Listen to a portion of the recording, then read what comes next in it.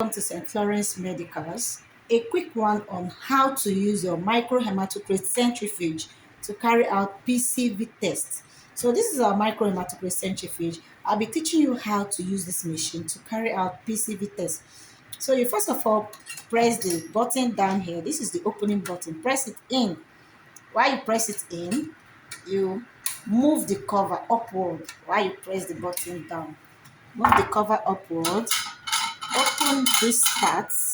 After opening this part, get your capillary tube that was already prepared and picked with blood sample sealed at a particular end. Place it inside the machine.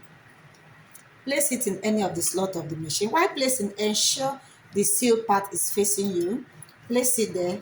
Then after placing, if you're running one sample, ensure you're using another empty capillary to balance it. Ensure you're balancing it with an empty capillary.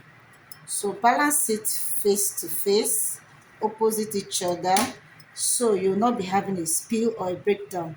So it's balanced now, opposite each other. You cover it back, seal it properly tight, then put the cover backward. Then you go to the time setting and the speed.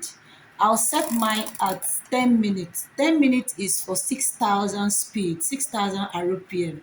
There's a line here, it's for 6,000. If I'm adjusting to 5 minutes, I'll put that line to 12,000 RPM. But in this video, I'll be using 6,000 RPM to 10 minutes. So after that, you turn on this button and it's going to speak right away. Then you allow it to run.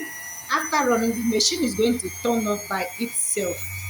Yes, you have successfully achieved using your microhematocrit machine to set up your PCV test and to carry out your PCV test.